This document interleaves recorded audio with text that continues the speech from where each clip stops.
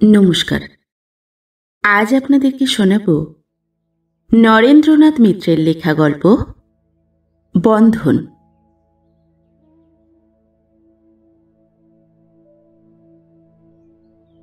সন্ধ্যাবেলায় ছাত্রীকে সেতার শেখাতে এলো সুধাময়। স্বপ্নাকে শেখাবার জন্যে সপ্তাহে সে একদিন করেই আসে, কিন্তু সপ্তাহের আর অন্য দিনগুলিতেও স্বপ্না যে তার জন্যে প্রতীক্ষা করে তা সুধাময় জানে। স্বপ্নার ইচ্ছা শুধু একদিন নয়, অন্তত আরও 2-1 দিন আসুক সুধাময়। শেখাবার জন্যে নয়, গল্প করবার জন্যে, শুধু আসবার জন্যেই আসুক সুধাময়, আগে যেমন আসতো। কিন্তু তার হয়ে ওঠে না। যত দিন যায় তত কাজ বাড়ে। সুধাময়ের টিউশনের সংখ্যা আরও বেড়েছে। 2-1টি গানের স্কুলের সঙ্গে সংযোগ রাখতে হচ্ছে। এদের সঙ্গে অর্থের তত সম্বন্ধ নেই, বন্ধুত্বের সম্পর্ক। কোন স্কুলের উপদেষ্টা কার্যকমিটির মধ্যে আছে সুধাময়, কোন স্কুলের সেক্রেটারি তার ঘনিষ্ঠ বন্ধু। সবাই তাকে প্রত্যাশা করে, সবাই তার সহায়তা চায়। সুধাময় প্রত্যেকেরই যে আশা পূরণ করতে পারে তা নয়, তবে কাউকেই পারতপক্ষে বঞ্চিত করে না। দেব কিঞ্চিত, না করব বঞ্চিত, এই কি তার অঘোষিত আদর্শ? সে কাউকেই কিঞ্চিত দিতে চায় না, সে তো সবই দিতে চায়, কিন্তু যারা পায় তাদের মন ওঠে না। দমদমের ভিতরে এই রায়বাগান কলোনির পথ তেমন সুগম নয়। বাস থেকে নেমে আরও মিনিট 10 হাঁটতে হয়। রাস্তা এখনো পাকা হয়নি, কোনোদিন হবে কিনা কে জানে। অবশ্য সাইকেল রিক্সা আছে, কিন্তু সুধাময় পারতপক্ষে রিক্সায় ওঠে না। উঠলেই 6 আনা খরচ। নিজের সামান্য স্বাচ্ছন্দ্যের জন্যে ক আনা পয়সাও বেশি ব্যয় করতে কেমন যেন অস্বস্তি লাগে সুধাময়ের। জবরদখল কলোনি নয়, কেনা জায়গাতেই এখানকার বাসিন্দারা বাড়ি করেছেন, কিন্তু বাড়িগুলির চেহারা দেখে জায়গাটিকে বিত্তবানের পল্লী বলে মনে হয় না। একতলা বাড়ির সংখ্যাই বেশি, দোতলা বাড়ি 2-4টি আছে, কিন্তু সুধাময় এসব বিষয়ে অভিজ্ঞ না হয়েও বুঝতে পারে বাড়িগুলি খুব ভালো মেটেরিয়ালে তৈরি নয়। কলোনিটা যেন আপনা আপনি গড়ে উঠেছে, কেউ কোনো প্ল্যান করেনি। রাস্তাগুলিও সেই ধরনের, বাড়িগুলির নম্বর এলোমেলো। আগে আগে স্বপ্নাদের এই বাড়ি চিনতে বেশ অসুবিধা হতো, প্রায়ই পথ ভুল হয়ে যেত সুধাময়ের। আজকাল আর হয় না। ওদের বাড়ির পাশে 2টি নারকেল গাছ এই বছরের মধ্যে বেশ লম্বা হয়ে উঠেছে, সেই এক নিশানা। তাছাড়া ওদের বাড়ির সামনে রাস্তায় একটি কয়লার দোকান, শুক্লা বলে একটি লন্ড্রি রয়েছে, সেও আর এক চিহ্ন। অদ্ভুত সমন্বয়। সময়ে সময়ে সুধাময়ের মনে হয় এই কলোনিটি যেন তারই জীবনের প্রতীক, এমনি অগোছালো, অবিন্যস্ত, পরিকল্পনাবিহীন। ছোট সাদা বাড়ি, সবুজ রঙের দরজা, ডান দিকের ফাঁকা জায়গায় সেই নারকেল গাছ 2টি, কামিনী ফুল আর গন্ধলেবুর গাছ, একই সঙ্গে ফুল আর ফলের বাগান। কড়া নাড়তেই দরজা খুলে গেল, যেন দোরের ওপাশে উৎকীর্ণ হয়ে কেউ অপেক্ষা করছিল। রোজ স্বপ্নাই দোর খুলে দেয়। আজও সেই পরনে ধানি রঙের শাড়ি, গলায় সাদা পুঁতির মালা, দীর্ঘ বেনিতে বেল ফুলের মালা জড়ানো। ফুল ভারী ভালোবাসে স্বপ্না, রোজ ফুলের মালা ওর পরা চাই, কি একগুচ্ছ ফুল রাখা চাই ফুলদানিতে। সবসময় নিজেদের বাগানে ফোটে না, দাদুকে দিয়ে আনিয়ে নেয়। ফুল শুধু নিজেই পরে না স্বপ্না, দিতেও ভালোবাসে। প্রতি বুধবার কিছু না কিছু ফুল স্বপ্নার কাছ থেকে উপহার পায় সুধাময়। স্বপ্নাও হয়তো আশা করে সুধাময়ও কিছু ফুল টুল নিয়ে আসবে। আগে মাঝে মাঝে আনতো, আজকাল আর হয়ে ওঠে না, মনে থাকে না। স্বপ্না স্থির দৃষ্টিতে তার দিকে তাকিয়ে আছে। সুধাময় জানে এ ঠিক দৃষ্টি নয়, দৃষ্টির ছলনা। চোখের ভিতরের নার্ভ শুকিয়ে যাওয়ায় বছর 4 হলো দৃষ্টি নষ্ট হয়ে গেছে স্বপ্নার। এ দৃষ্টি ফিরে আসবে বলে ডাক্তারেরা কোনো ভরসা দেয়নি। বেশিরভাগ সময় গগলস পরেই থাকে স্বপ্না, কিন্তু সুধাময়ের সামনে পড়ে না। সুধাময় গগলস পছন্দ করে না। অনেক আগে একদিন বলেছিল, তখন চোখের দৃষ্টি অবিকল ছিল স্বপ্নার, কিন্তু সেদিনের সেই মন্তব্য সে মনে রেখেছে। এতখানি আনুগত্য, তার রুচির উপর এই অকারণ নির্ভরতা ভালো লাগে না সুধাময়, কিন্তু আপত্তি করলেও স্বপ্না শোনে না। দোরের দুদিকে দাঁড়িয়ে এক মুহূর্ত দুজনেই চুপ করে রইল। তারপর স্বপ্না বলল, এতক্ষণে এলে? আমি সেই কখন থেকে বসে আছি। সুধাময় একটু হাসল। সবে তো 7টা বাজল। স্বপ্না বলল, 7টা কি কম নাকি? আগে আগে 6টা, 6:30তেও আসতে। ঘরের মেঝেতে কার্পেট বিছানো, দেয়াল ঘেঁষা একখানা তক্তপোষ, খান্দুই বেতের চেয়ারও আছে। কার্পেটের উপর একখানি ফুল কাটা আসন পাতা। স্বপ্নার নিজের হাতে বোনা নয়, কিন্তু পাতে সে নিজের হাতেই। স্বপ্নার অনেক দিনের অভ্যাস। এই আসনখানি দিয়ে সে যেন খানিকটা বিশিষ্টতা দিতে চায় একই সঙ্গে বন্ধু আর গুরু স্থানীয় সুধাময়কে। এই আসন পাতার মধ্যে স্বপ্নার আদর আর যত্নও মেশানো থাকে। সব দিন সুধাময় সে কথা মনে পড়ে না, কোনো কোনো দিন অবশ্য তার মনে হয় এর জন্যে দুটি ভালো কথা স্বপ্নাকে বলা উচিত। যদিও এই আদর যত্ন পেয়ে পেয়ে অভ্যাস হয়ে গেছে সুধাময়ের, তবু কোনো কোনো সময়ে একটু কিছু উল্লেখ করা উচিত, কিন্তু বলা হয় না। সুধাময়ের কেমন যেন ভয় হয়, যা কিছু সে বলবে ভারী ফরমাল শোনাবে, নিজের কানেই বেখাপ্পা লাগবে। সুধাময় বলল, কই সেতারটা নিয়ে এসো, ঢাকনি খোলো। স্বপ্না বলল, বসো, আগে চাটা খেয়ে নাও। ও নিজেই উঠে যাচ্ছিল, দিদিমা এসে ঘরে ঢুকলেন। তুই বস, আমি চা আর জলখাবার নিয়ে আসছি। দিদিমার পরনে লাল পেড়ে সাদা খোলের শাড়ি, হাতে শাঁখা, মাথার বেশিরভাগ চুলই পেকে গেছে, সিঁথিতে মোটা সিঁদুরের দাগ। গায়ের রং, নাক মুখের গড়ন দেখে বোঝা যায় যৌবনে বেশ সুন্দরী ছিলেন। দিদিমা বললেন, তুই বস কুকু, আমি নিয়ে আসছি। স্বপ্না বলল, কেন দিদা, আমি তো সব পারি। দিদিমা বলল, পারিস বই কি, চোখে না দেখলেও তুই যে আন্দাজে আন্দাজে সবই আজকাল পারিস তা সুধাময় জানে। তবু তো তুই বাজাতে বসেছিস, বসে বসে বাজা না, আমি সব নিয়ে আসি। তারপর একটু হেসে বললেন, তুই না হয় হাতে করে দিস, তাহলেই হবে। বৃদ্ধা ভিতরের ঘরে চলে গেলেন।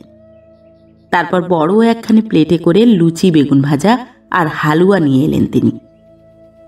স্বপ্নার দিকে চেয়ে বললেন, নে এবার তুই দে হাতে করে। স্বপ্না বলল, আহা, আমার দেওয়ার কি আছে, তুমিই দাও।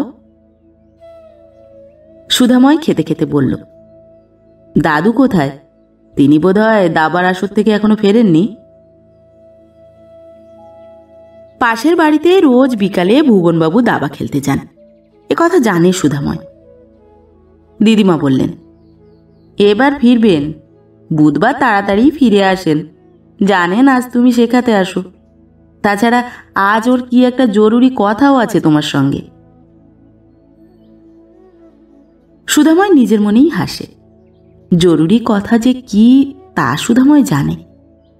প্রতি সপ্তাহে ওই একই কথা, একই অনুরোধ শুনতে হয় তার। জলযোগের পরে চা এলো, আর প্রায় সঙ্গে সঙ্গে ভুবনবাবুও এসে ঘরে ঢুকলেন। দোর ভেজানোই ছিল, কড়া আর তাকে নাড়তে হলো না। বৃদ্ধের মাথার সমস্ত চুলই সাদা, গোবদাড়ি কামানো, গায়ে সাদা ফতুয়া, পরনে খাটো ধুতি। অনেক শোকতাপ পেয়েছেন, তবু মুখে বেশ একটু প্রসন্নতা আছে। দুঃখ দুর্ভাগ্যকে খানিকটা সহ্য করবার, খানিকটা বা উপেক্ষা করবার শিক্ষাও যেন আয়ত্ত করেছেন ভুবনবাবু। সুধাময়কে দেখে তিনি হেসে বললেন, এই যে এসেছ। আমি উঠি উঠি করছি অনেকক্ষণ ধরে, কিন্তু মিত্তির কিছুতেই উঠতে দিচ্ছিল না। রিটায়ার্ড স্টেশন মাস্টার আর পোস্ট মাস্টার, রোজ কম্পিটিশন। কোনোদিন সে হারে, কোনোদিন আমি। হার জিত নিয়েই জগৎ। একটি কোণে বাঁয়া তবলা রয়েছে। বৃদ্ধ নিজেই সেগুলি নামিয়ে নিয়ে বসলেন। ছোট হাতুড়িটি নিয়ে তবলা মারতে লাগলেন। সে তার হাতে নিয়ে স্বপ্না বলল, কি বাজাবো? সুধাময় বলল, তোমার যা খুশি। বৃদ্ধ বলে দিলেন, দেশি বাজা, সুধাময়ের খুব প্রিয় রাগ। সুধাময় একটু হাসল। তারপর যতক্ষণ শেখাবার কাজ চলল, সুধাময় মগ্ন হয়ে রইল। নিজেই রেয়াজ করুক আর কাউকে শিক্ষাই দিক, যতক্ষণ গান বাজনা নিয়ে থাকে ততক্ষণই যেন সময়টা ভালো কাটে। তবু সুরই তো জীবনের সবখানি নয়, বেসুরো অংশও আছে। সঙ্গত শেষ করে বৃদ্ধ উঠে দাঁড়ালেন। হয়তো ভাবলেন এখানে থাকা অসঙ্গত, এখন গুরু শিষ্যা সংবাদ চলুক। তিনি ভিতরের দিকে যেতে যেতে বললেন, বস তোরা, যাই এবার, তোর দিদার একটু খবর নিয়ে আসি। স্বপ্না হেসে বলল, অনেকদিন দিদাকে দেখতে পাওনি না দাদু? বহুকালের বিরোহী। দাদু সে কথা স্বীকার করে হেসে বললেন, তাছাড়া কি, পলকে প্রলয় গোনার দিন কি এখনই শেষ হয়েছে? তিনি ভিতরে চলে গেলে দুজনে কিছুক্ষণ চুপ করে বসে রইল। একটু বাদে স্বপ্না বলল, আজই তো তোমার সেই আমেরিকান বান্ধবীর আসার কথা ছিল, এসেছিলেন তিনি? সুধাময় হেসে বলল, বান্ধবী নয়, বন্ধুর স্ত্রী হলেই কি বান্ধবী হয়? মিসেস তরফদারকে আমি এই প্রথম দেখলাম। সমীরণ আর আমি একসঙ্গে পড়তাম, দুজনে আইএসসি পর্যন্ত পড়েছিলাম। তারপরও বায়োলজিতে অনার্স নিল, ফার্স্ট ক্লাস ফার্স্ট হলো। এমএসসিতেও ভালো রেজাল্ট করলো, লন্ডনে গিয়ে ডক্টরেট হলো। এখন আছে ক্যালিফোর্নিয়ার বার্কলেতে। ওখানে বাড়ি করেছে, গাড়ি করেছে, এমনকি নারীও। সুধাময় হাসল। তারপর একটু বাদে বলল, আর আমি পড়ে আছি এক অন্ধকূপে। স্বপ্না বলল, অন্ধকূপ? তুমি কি আমার কথা বলছো? ওর আহত গলা অভিযোগে ভরা। সুধাময় লজ্জিত হয়ে বলল, ছি ছি, তোমার কথা কেন বলবো? নিজের মনের অন্ধ গহ্বরের কথাই আমি বলছিলাম। আমার একটি দিন আর একটি দিনেরই repetition. I follow the same routine. বাঁধা গদ বাজিয়ে যাচ্ছি, যেমন যন্ত্রে তেমনি জীবনে। কিছুতেই এই গোলক ধাঁধা থেকে বেরোতে পারছি না। কেবল বিশুদ্ধতা আর বিশুদ্ধতা। ওস্তাদও সেই কথা বলেন। স্বপ্না বলল, তুমি কি তা মানো না? সুধাময় বলল, নিশ্চয়ই মানি, কিন্তু মাঝে মাঝে মনে হয় নতুন কিছু করা দরকার। যারা নিগড় ভেঙে বেরিয়ে পড়ল তারাই কিন্তু দুনিয়া জয় করল। আমি ঠিক ওই রকম জয় চাইনে। আবার শুধু ঐতিহ্যের সুতোয় বাঁধা পড়ে থাকতো মন বিদ্রোহী হয়ে ওঠে। স্বপ্না কি বুঝলো সেই জানে। আস্তে আস্তে বলল, তোমাকে জোর করে কেই বা বেঁধে রাখতে পারে? তুমি ইচ্ছে করলে বাঁধন পড়তে পারো, ছিঁড়তেও পারো। সুধাময় আস্তে আস্তে বলল, শুধু ইচ্ছে করলেই কি আর সব পারা যায়? জানো, আমার সেই বন্ধু আর তার স্ত্রী আমাকে আমেরিকায় যাবার জন্য নিমন্ত্রণ করে গেলেন। ওখানে নাকি ইন্ডিয়ান মিউজিকের বেশ সমাদর। স্বপ্না বলল, কবে যাচ্ছ? সুধাময় হাসল। খেপেছ? যাব বললেই কি যাওয়া যায়? তোমার বন্ধুর স্ত্রী কি খুব সুন্দরী? সুধাময় বলল, খুব সুন্দরী নয়, তবে সুশ্রী। কিন্তু রূপের চেয়ে গুণই বেশি চোখে পড়ল। ওদের দেশের মিউজিক সম্বন্ধে বেশ জ্ঞান আছে, অর্গান বাজায়। ইন্ডিয়ান মিউজিক সম্বন্ধেও খুব ইন্টারেস্ট। সেই জন্যই সমীরণ স্ত্রীকে আমার কাছে নিয়ে এসেছিল বাজনা শোনাবার জন্যে। স্বপ্না বলল, কি বাজালে? সুধাময় হেসে বলল, অনেক কিছু, শেষে রবীন্দ্রসঙ্গীত পর্যন্ত। স্বপ্না বলল, কতক্ষণ ছিলেন ওরা? তা প্রায় ঘন্টা চারেক। বেলা 1:30টায় ওরা উঠে গেল। 4 ঘন্টা? আর আমাদের এখানে এলে 1 ঘন্টা যেতে না যেতে তুমি উসখুস করতে থাকো। কোথায় তোমাদের আসর বসেছিল? তোমার মেসের সেই ঘরে? না না, মেসের ঘরে জায়গা কোথায়? গ্রে স্ট্রিটে আমার এক ছাত্রীর বাড়িতে ব্যবস্থা করেছিলাম, নন্দিতা চ্যাটার্জি, তাদের বাড়িতে। বেশ বড় হল ঘর আছে ওদের। ঘর প্রায় ভরে গিয়েছিল। স্বপ্না বলল, আমাকে বললে না কেন? আমিও যেতাম, দাদুকে নিয়ে চলে যেতাম। নাকি তোমার এক ছাত্রীর বাড়িতে আর এক ছাত্রী যেতে পারে না? সুধাময় বলল, তা কেন? আমি কাউকেই বলিনি, নন্দিতারাই সবাইকে খবর দিয়েছিল। স্বপ্না গভীর অভিমানের সঙ্গে বলল, তাই তো, আমারই ভুল। আমি আলাদা বলে ভাবলে কি হবে? তুমি তো আর তা ভাবো না। তোমার অগুণতী ছাত্রছাত্রীর মধ্যে আমি নগণ্য একজন। আমি আর শিখব না তোমার কাছে সেতার। দাদুকে বলে দেব আমি আর শিখব না। সুধাময় চুপ করে রইল। রাগ আর অভিমান থেকে শিক্ষা বন্ধ করার সংকল্প স্বপ্না এমন প্রায়ই করে।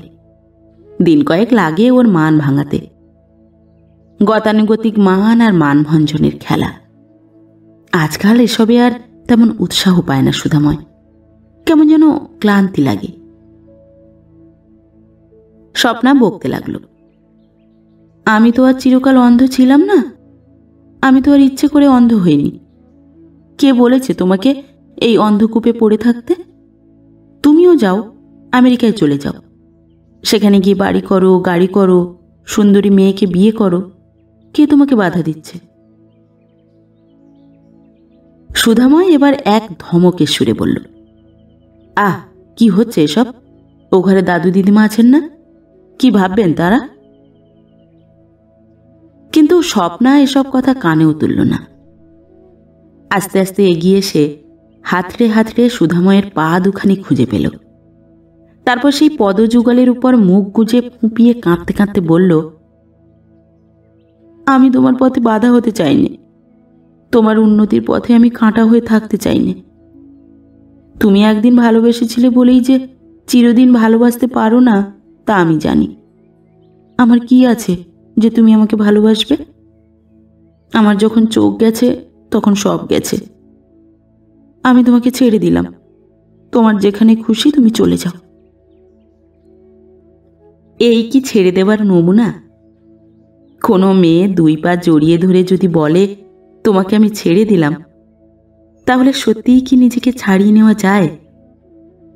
অতখানি নিষ্ঠুর হতে আর যেই পারুক, সুধাময় চক্রবর্তী পারে না। তাই স্বপ্নাকে সে ধরে তুলল। তার পিঠে হাত বুলালো, মুখে হাত বুলালো, ঠোঁটে ঠোঁট বুলিয়ে তবে শান্তি। তবু স্বপ্নার সংশয় যায় না। সে বলল, ওগো, তুমি আমাকে ঠকাচ্ছ না তো? তুমি যদি ভালো না বেশো আমাকে আদর করো, আমি তো বুঝতে পারবো না। আমি তো চোখে দেখিনি। সুধাময় বলল, কি আশ্চর্য, চোখে দেখাটাই বুঝি সব? চোখে বুঝি সবই দেখতে পাওয়া যায়? স্বপ্না বলল, তা জানি, তোমার মতো মানুষ হয় না। আর যেই ছাড়ুক, তুমি আমাকে ছেড়ে যেতে পারবে না। বাইরে দাদুর গলা খাঁকারির শব্দ শোনা গেল। স্বপ্না সরে যেতে যেতে হেসে বলল, কি জেলাস দেখেছ? ওর মুখে হাসি, কিন্তু দৃষ্টিহীন দুটি চোখের কোণে এখনো 2 বিন্দু জল টলটল করছে। শ্যামবর্ণা সাধারণ চেহারার 25-26 বছরের এই ক্ষীণাঙ্গী মেয়েটিকে এইরকম এক একটি মুহূর্তে ভারী সুন্দরী বলে মনে হয় সুধাময়ের। কিন্তু এই সৌন্দর্য ঘাস ফুলের উপর শিশির বিন্দুর মতো। দুজনকে আরও একটু সময় দিয়ে ভুবনবাবু এবার ঘরে ঢুকলেন। তিনি বললেন, তোমার রাত হয়ে যাচ্ছে না সুধাময়? আমি বলি কি, আজ রাত্রে এখানেই থেকে যাও। ঘরের তো অভাব নেই, আর দুটি ডাল ভাতেরও ব্যবস্থা হয়ে যাবে। সুধাময় উঠে দাঁড়িয়ে বলল, না দাদু, আজ থাক, আর একদিন এসে থাকবো, খাবো। ডাল ভাত নয়, মাছ ভাত। ভুবনবাবু বেতের মোটা লাঠিখানা নিয়ে সুধাময়ের পেছন পেছন এলেন। আচ্ছা চলো, তোমাকে একটু এগিয়ে দিই। সুধাময় বলল, আপনাকে তো আবার একা একা ফিরতে হবে। ভুবনবাবু বললেন, চলোই না, কতক্ষণই বা লাগবে। রাত 10টাও বাজেনি। এরই মধ্যে কলোনির বাড়িগুলি যেন ঘুমিয়ে পড়েছে। রাস্তাগুলোতে লোক চলাচল বন্ধ হয়েছে। সুধাময় কলোনি ছাড়িয়ে চওড়া রাস্তায় পড়ল। শান্ত শহরতলি প্রায় পাড়াগাঁর মতো। বাঁদিকে জলে ভরা পুকুর, কোথায় যেন ব্যাঙ ডাকছে। সুধাময় বলে, আপনি আর কত দূর আসবেন? ভুবনবাবু বললেন, আমার জন্যে ভেবো না, আমার হাঁটতে কোনো কষ্ট হয় না। সব রকম অভ্যাস আমার আছে। বয়স 75 হলো, তবু সব কষ্টই সইতে পারি। নিজের জন্যে আমি ভাবি নে, ওই স্বপ্নার জন্যেই যত ভাবনা। এবার ওর একটা ব্যবস্থা করো, অনেক দিন তো হয়ে গেল। সুধাময় স্বীকার করে বলল, হ্যাঁ, এবার কিছু একটা করতে হবে। ভুবনবাবু বললেন, আমাদেরও বয়স হয়েছে, কবে আছি কবে নেই। যাবার আগে স্বপ্না সুখী হয়েছে যদি দেখে যেতে পারতাম।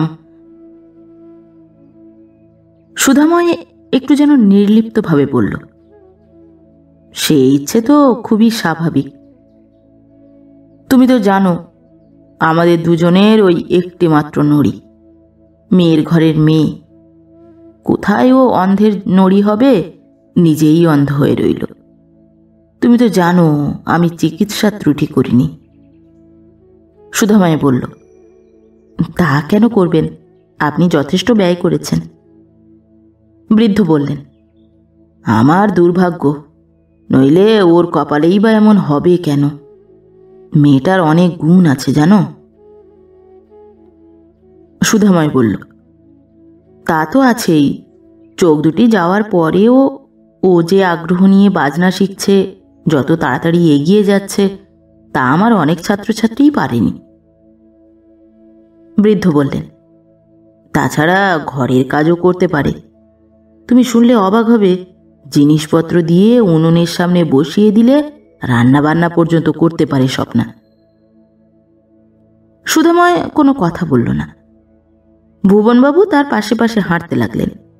তারপর হঠাৎ বললেন, তুমি কেন এত দেরি করছো, আমাকে খুলে বলো।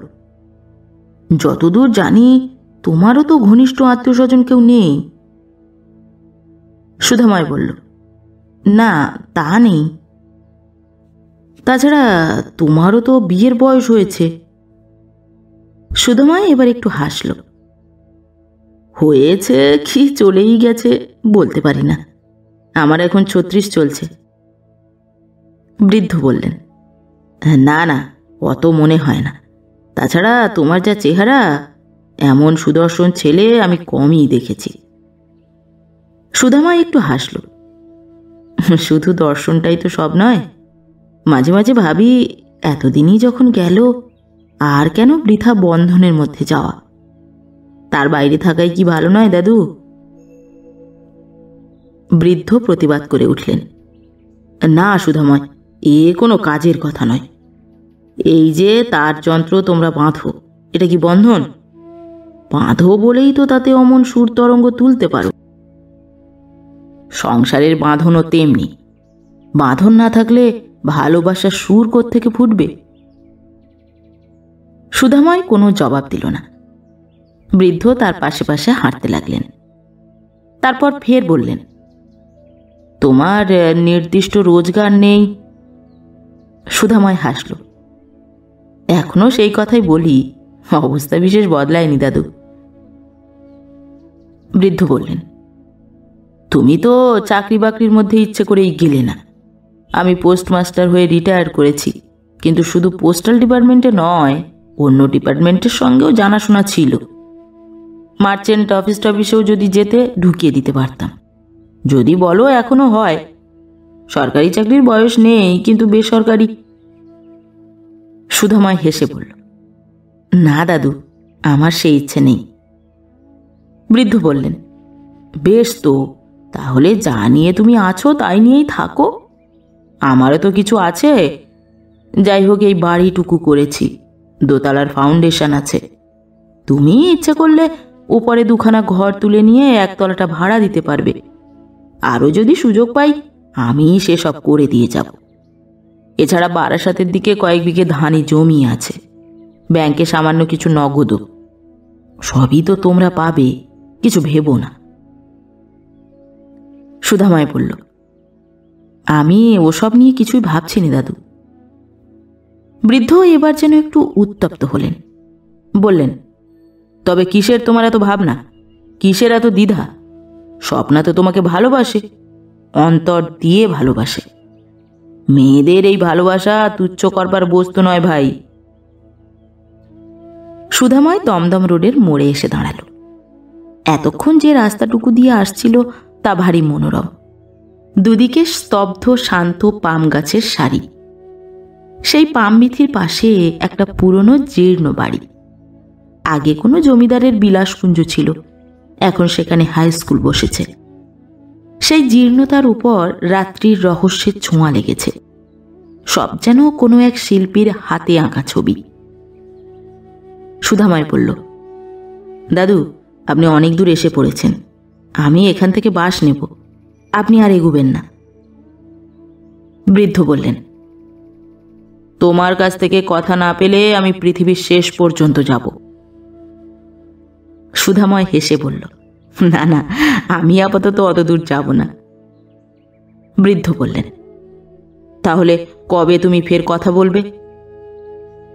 সুধাময় বলল, বুধবার। সামনের বুধবারই তো ফের আপনার সঙ্গে দেখা হচ্ছে। ভুবনবাবু এবার একটু হাসলেন। দেখা তো হচ্ছে, কত বুধবার এলো, কত বুধবার গেল, কিন্তু কথার মতো কথা তুমি বলতে পারলে কই? এই বুধবার কিন্তু আমি তোমার কাছ থেকে স্পষ্ট কথা চাই। আমি এবার দিন তারিখ সব ঠিক করে ফেলব। তোমার কাছ থেকে কথা না পেলে আমি কিন্তু সহজে ছাড়ব না। মোটা বেতের লাঠিখানা উঁচু করে ধরে বৃদ্ধ হাসলেন, এখানা ঠিক পিঠে ভাঙব। বৃদ্ধের এই সস্নেহ শাসনের জবাব দিল শুধু হাসি দিয়েই সুধাময়। কোনো কথা বলল না। বাস এসে পড়েছিল। এবার সে দ্রুত পায়ে রাস্তা পার হয়ে বাসে গিয়ে উঠল। বেশি ভিড় নেই, বসবার একটি জায়গা জুটে যায় সহজেই। জানালার ধারটিতে বসে সুধাময় ভাবতে লাগল, এবার হ্যাঁ কি না স্পষ্ট করে বলে দিতেই হবে। কিন্তু না বলবার শক্তি কি তার আছে? আবার হ্যাঁ বলবার মতো জোরও সে পাচ্ছে কই? কিসের এত দ্বিধা সুধাময় নিজেও বুঝতে পারে না। সে কি স্বপ্নার অন্ধত্বকে ভয় করে? না, ভয় তার অন্ধত্বকে নয়, ভয় ওই অন্ধ আসক্তিকে, একান্ত একাধিপত্যের স্পৃহাকে। এই স্পৃহা স্বপ্নার আগেও ছিল, অন্ধ হওয়ার পর যেন আরও বেড়ে গেছে। বিয়ের পর কি আরও বাড়বে না? সেই একাধিপত্য তার সমস্ত শিল্প সাধনাকে পর্যন্ত গ্রাস করতে চাইবে, তার ব্যক্তিসত্তার উপর আক্রমণ চালাবে। সকলের উপর অন্ধ অবলার এই অত্যাচার কম দুঃসহ হবে না। বিয়ে, কার সঙ্গে কার বিয়ে? অনুরাগের সঙ্গে অনুকম্পার, তীব্র আসক্তির সঙ্গে করুণার, প্রতিশ্রুতি রক্ষার দায়িত্বের। এই অক্ষমতার জন্য সুধাময় নিজেও পীড়িত বোধ করল, কিন্তু এ সত্যকে সে অস্বীকার করবে কি করে? এই নির্মম ঔদাসীন্যকে সে কি কোনোদিনও জয় করে উঠতে পারবে?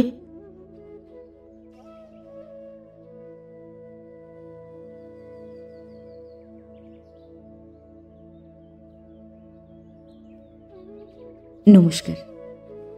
পরবর্তী গল্প নিয়ে খুব শিগগির ফিরে আসছি। ততক্ষণ সবাই ভালো থাকবেন, সুস্থ থাকবেন। গল্প পাঠ ভালো লেগে থাকলে গল্পটিতে একটি লাইক করবেন এবং ভিন্ন ভিন্ন স্বাদের অডিও স্টোরি শোনার জন্য অবশ্যই চ্যানেলটি সাবস্ক্রাইব করবেন। ধন্যবাদ।